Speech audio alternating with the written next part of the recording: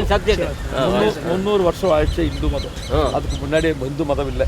பிரிட்டிஷ்கார் வந்ததுக்கு அப்புறம் தான் இந்து மதம் வந்திருக்குது. பிரிட்டிஷ்காரன் போனதுக்கு அப்புறம் தான் வந்திருக்கு. பிரிட்டிஷ்காரன் வந்து விட்டுட்டு போயிட்டான். அவர் இருந்த சமயத்துல இருக்குது. பிரிட்டிஷ் இருக்கிற டைம்ல இருந்தது. அது ஏன் இருந்தது தெரியுமா? எப்படி இந்து மதம் வந்து தெரியுமா? இந்து மதம் வந்து நம்ம ஆளுங்க இந்துக்கள் இல்லை. அந்த டைம்ல ஹிந்து இல்லை, இந்தியாக்காரு. பாரதம் இந்தியா நேம் கூட 300 வருஷம் தான் ஆச்சு. அதுக்கு முன்ன இந்தியா நேம் இல்லை. நம்ம வேதம் சாஸ்திர புராண இதிகாசம் இது ஒண்ணுல ஹிந்து ஒரு பேரு கூட இல்லை. இதை நல்லா புரியணும் இல்லையா? அது ஒன்றும் இல்லை. இதெல்லாம் பிரிட்டிஷ்கார் வந்ததுக்கு அப்புறம் தான் வந்தது. ஏன் வந்தது? நம்ம ஆளுங்க, நம்ம பூர்வீகர், நம்முடைய பெரிய எல்லாம் வேற ஜாதியிலேக்கு வேற மதத்திலேக்கு போயிருக்கு. ஜாதி இல்லை, மதம். இந்த புத்த மதம், புத்தம் அதுல தொடங்கி இருக்குது இல்லையா? புத்த மதத்துல வந்து அப்புறம் கிறிஸ்டியானிட்டி, இஸ்லாம்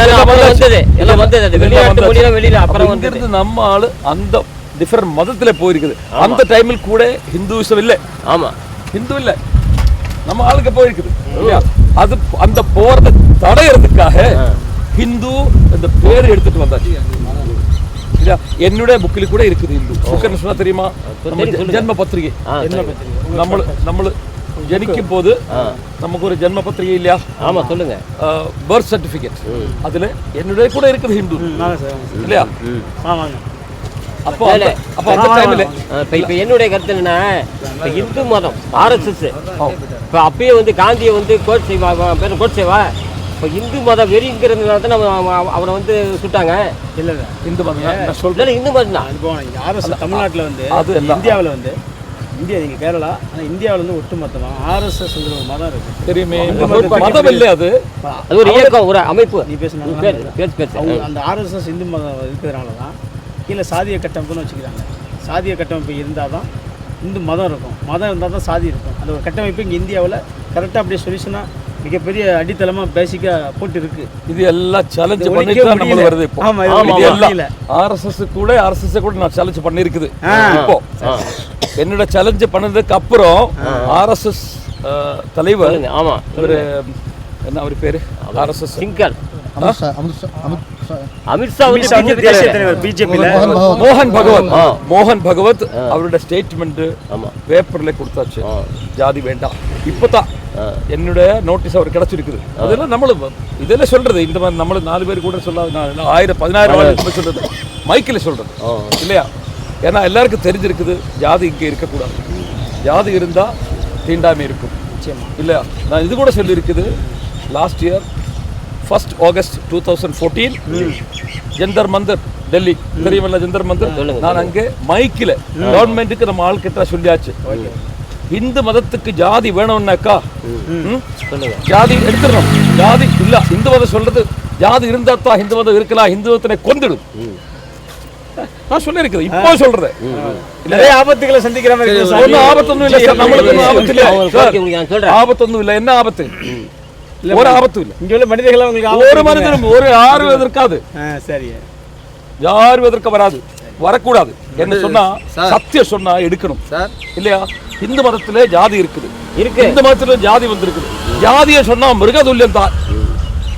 கொஞ்சம் ஆளு 5% 10% ஆளு மனிதர், பாக்கி எல்லாம் மிருகங்கள். அதுதான் ஜாதி. ஜாதி மனிதருக்கு இருக்கக்கூடாது. ஏன்னா ஜாதி மிருகங்கள்ல இருக்கலாம், ஜான்வர் இருக்கக்கூடாது. ஏன் இருக்கக்கூடாது? அது கூட சொல்லணுமே. நான் சொல்ல தரேன், கேளுங்க. மிருகங்கள் இடையிலே டிஃபரண்ட் வர்க்கம் இருக்குது. டிஃபரண்ட் ஆனா யானை, குதிரை, கரடி, நாய், பூனை இது எல்லாம் மிருகங்கள் இடையில இருக்குது. அது திரிச்சு அறிவதற்கு ஜாதி சொல்லலாம். மனிதன் இடையிலே மனிதன் தானே இரண்டாவது ஒண்ணு ஏது இருக்குது? இருக்குதா? அப்படி இருந்தா ஏன் ஜாதி வரணும்? இங்கே ஜாதி ஏன் வரணும்? எப்படி ஜாதி சொல்லலாம்? மனிதனே மிருகமாய் காணும், அதுக்குதான் ஜாதி. நம்ம பூர்வீகர் அது கொஞ்சம் ஆள் வந்து இதெல்லாம் எடுத்துட்டு போயிருக்குது. அது ஒண்ணு இனிமேல் நடக்காது. மதம் ஒண்ணு இந்த ஜாதி சார், மதம் சொல்றேன். மதத்தை தொடக்கூடாது. ஏன் நான் சொல்றேன், மதம் ஒரு ஆளோட விசுவாசம். உங்களுக்கு அல்லாஹ் வேணுமா போயிடுங்கோ, இஸ்லாமிய வேணுமா போயிடுங்கோ, புத்தம் வேணா போயிடுங்கோ. அது உங்களது யுவர் விஷ்.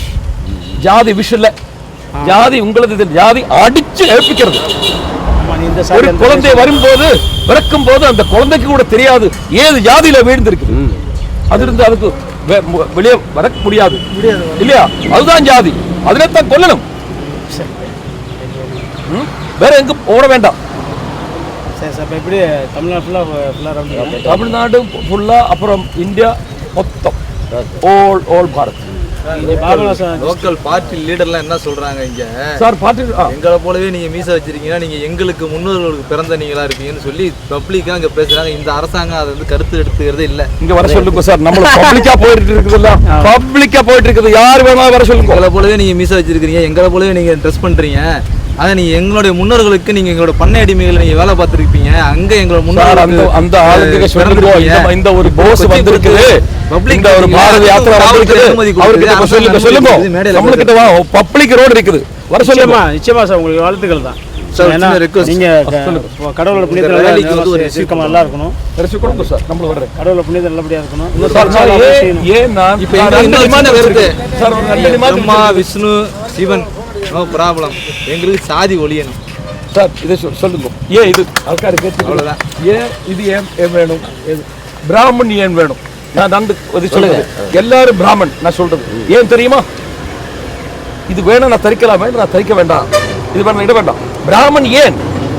பிரிட்டிஷ் இருக்கும்போது நம்ம ஸ்ரீ மகாபாரதத்திலே அந்த டைம்ல இந்தியா கூட இருக்காது, ஹிந்துவிசம் இருக்காது.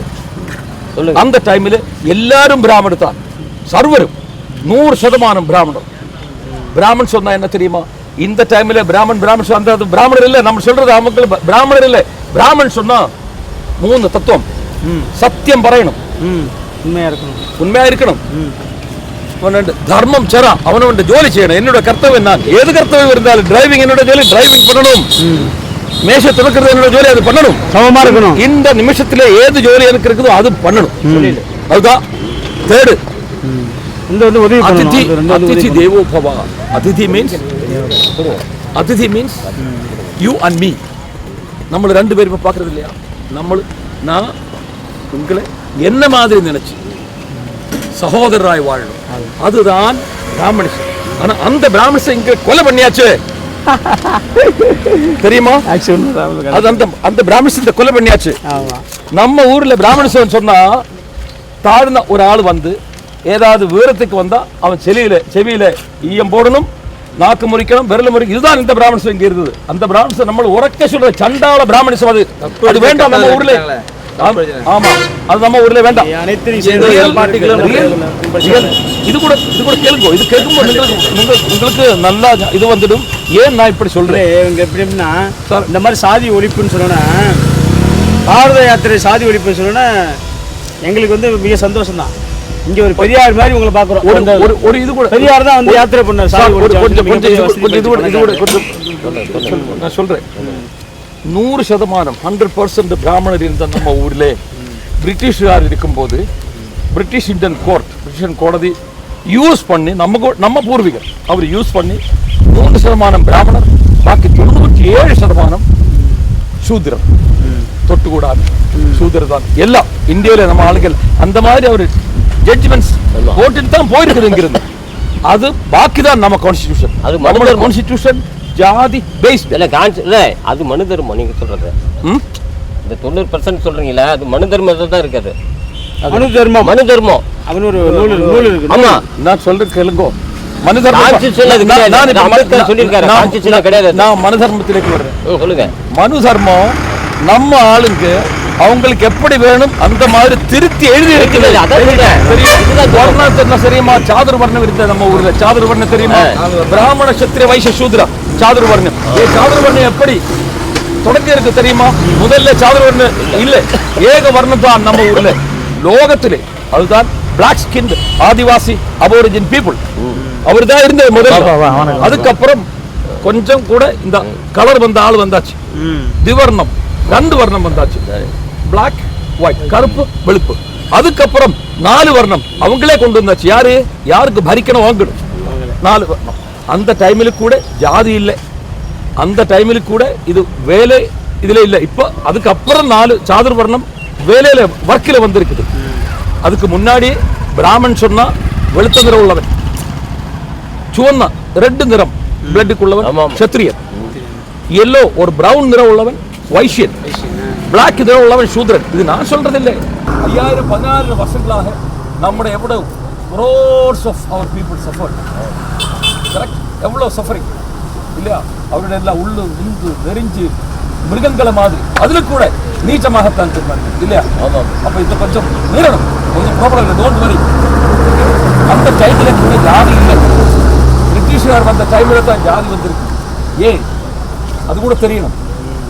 இந்த அடிமத்தம் உலகத்திலே இட் வாஸ் ஃபெய்டிங், கோயிங் அவே. அடிமத்தம் இல்லாத வந்த டைமில் அமெரிக்கா, கனடா எல்லாம் அடிமத்தம் இல்லை, ஆல் அபோலிஸ்ட். ஓகே, அந்த டைமில் இந்தியாவில் எப்படி இந்த அடிமத்தம் கண்டினியூ பண்ணலாம்? நோ, கொண்டு போகலாம், நோட் டு ஸ்டாப் இட். அது எப்படி தமிழ்ல நல்லா புரியுதா? புரியுதா? அது எப்படி கொண்டு போகலாம், எப்படி செய்ய சொல்லலாம், எப்படி கொண்டு போகலாம்? அதுக்காக கொண்டு வந்த தத்துவம் தான் ஜாதி. தெரியுமா? அதுக்கு முன்னாடி இப்ப எல்லாரும் சொல்றது நிறைய கேட்டுட்டு தான் வருது. thousands of people I have met and they are telling everyone thinking from Manusmriti Shri Krishna Bhagavan aisa bola, Shri Krishna Bhagavan ne bola चातुर्वर्ण्य maya srishta गुणकर्म विभागसा, ये चातुर्वर्ण्य वो चातुर्वर्ण्य नहीं था. श्री कृष्ण जो बोला भगवत गीता में बोला वो चातुर्वर्ण्यम நான் இப்ப சொல்லிಲ್ಲ, அது நிறம் தான். அந்த டைமில் ஜாதி இல்லை. ஆனா இப்போ அது ஜாதின்னு சொல்லி எழுதி ஆൾക്കാർ தப்பா இது வந்திருக்கு. இதெல்லாம் அது வரணும் இல்லை? நம்மளுக்கு இதெல்லாம் இதற்கு அப்புறம் தான் நம்மளுக்கு தெரியும் இந்த போஸ் ஏன் சொல்றது எல்லாரும் பிராமணன் ஆகணும் ஏன் சொல்றது. இனியும் கேளுங்க, பிரிட்டிஷார் போயாச்சுல்ல, அதுக்கப்புறம் நம்ம supreme court, Indian supreme court, அவங்க ஜட்ஜ்மெண்ட் கேளுங்க. மனுஸ்மிருதியிலிருந்து வந்த ஜாதி விவஸ்தா, அது இங்கிலீஷ்ல சொல்றேன். Okay, the caste system as projected by Manu and accepted by the Hindu society is the greatest curse for India. இந்தியால மேல ഏറ്റവും വലിയ சாபம் இதுதான். மனுஸ்மிருதியில அடிச்சிருக்கிற ஜாதி விவஸ்தா இன்னைக்கு பெரிய சாபம்.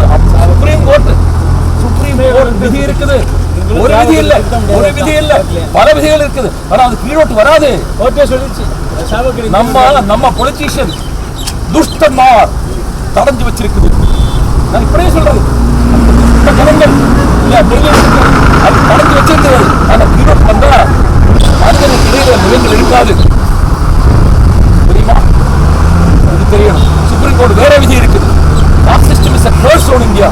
The sooner it is restored, the better. தப்பா பிரிட்டிஷார் வந்து 3% பிராமணன், 97% சூத்திரர் நம்ம ஊர்ல இருக்கு. அதற்கு தான் அவருக்கு அடிக்க வைக்கிறது தான் சொல்லிருக்குது. 100% பிராமணன் ஊர்ல என்னோட இந்தியா இங்கே கீழ் ஜாதி இல்லை, ஆனவர் யாருமே இல்லை, எல்லாரும் உயர்ந்தவர் தான். இந்த நூல் வந்து ஒரு பிராமணருக்கு ஒரு சாதிக்கு ஒரு அடையாளம். யாரு சொல்றது சார்? சார் இந்த நூலை போட்டுக்கிட்டு நீங்க எவ்வளவு கருத்துக்கள் சொன்னாலும் இப்ப இங்க இருக்கிற சாதிய எதிர்ப்பாளர்கள் இருக்காங்கல்ல, அவங்களுக்கு அவ்வளவு நம்பிக்கை அவ்வளவு சீக்கிரம் வராத சார். அதுதான் இது எல்லாம் மாறணும் இல்லையா சார்? இந்த மாற்றம் வருதுக்கு இது ஒரு 10,000-20,000 வருஷமா இருக்கிறது. ஏன் ஜாதி இல்லை? இந்த அடிமை விஷம், இது ஒரு சிம்பிள் வேண்டாம், தரிக்க வேண்டாம். உங்களுக்கு இவராக்கு இது வேண்டாம். ஆனா பிராமணன் தான் நீங்கள். நான் அதான் சொல்லி போறது, எல்லாரும் பிராமணர், நாம எல்லாம் பிராமணன், எல்லாரும் பிராமணன், பிராமணன். இந்த பிராமணன் யார் ஏத்துக்கிறது? நான் வேற ஒரு இது சொல்லட்டுமா சார்? சார் ஒரு நீங்க அதனால சரி, அது வாங்கறோம். வேண்டாம், உங்களோட கொள்கை சொல்லுங்க. வேற சொல்றேன். சொல்லட்டு சார்,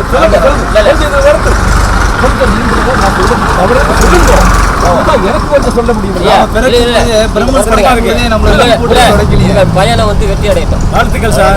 நெக்ஸ்ட் அதாவது இந்த மாதிரி பரவலாக வந்து விளம்பரப்படுத்தி மைக்கில் பேசிட்டு போகிறது விட ஒரு மாவட்டத்தில் ஒவ்வொரு மாவட்டத்தில் ஒரு கருத்தரங்க, ஒரு அவையை கூட்டி வந்துட்டே இருக்குது. உங்களுக்கு தெரியாத ஒரு டிஸ்ட்ரிக்ட் நம்ம வந்துட்டே இருக்குது. 2 வருஷம் ஆச்சு.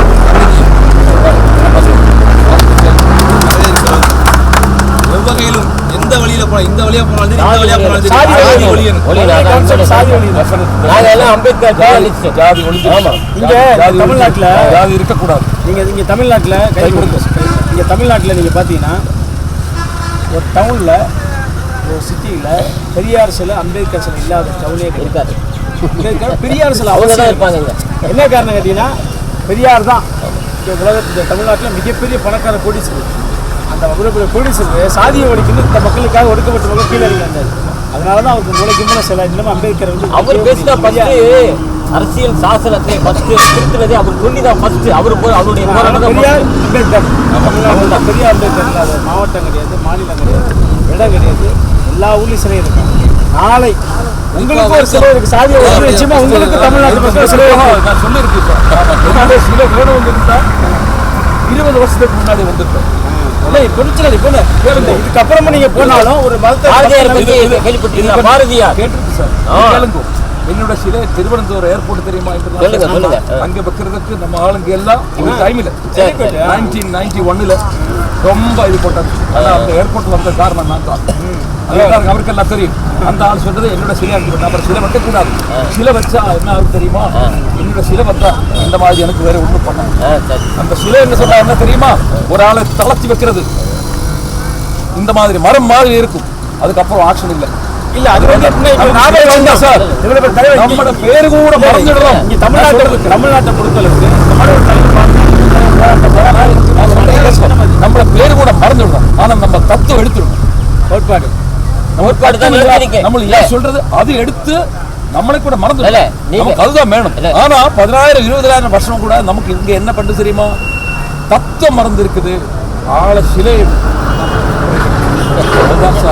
தப்பு. தப்பு. Very good, thank you. இல்ல கோட்பாடு தான் இருக்குது. அப்பதான் ஒரு எந்த இயக்கம் இல்லாத இயக்கம் அழியும் சார். இப்ப கூட ஒரு கொஞ்சம் இது வரக்கூடாது, தேச உள்ள வரக்கூடாது. நான் சொல்ல ஆனா எனக்கு சொல்லணும், நான் சொல்லிட்டே போகும் இல்லையா? டாக்டர் அம்பேத்கர் மறு ஆய்வு பண்ணுங்க இந்த நூலை அகற்றுறது. ஒரு நிமிஷம் சார்.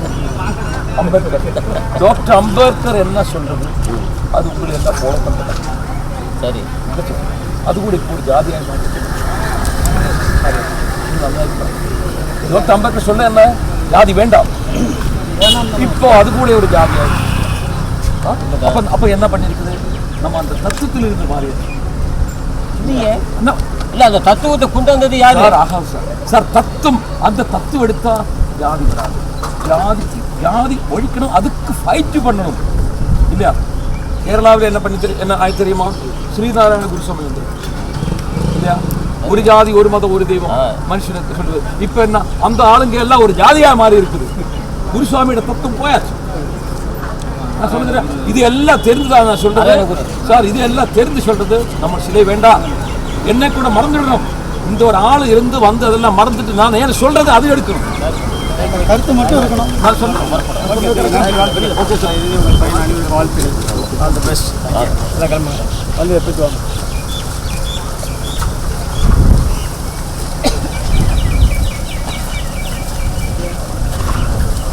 யாராவது நம்ம எதிர்கருத்து வேணும்னா சொல்லுங்க. யார் வேணாலும் வரலாம்.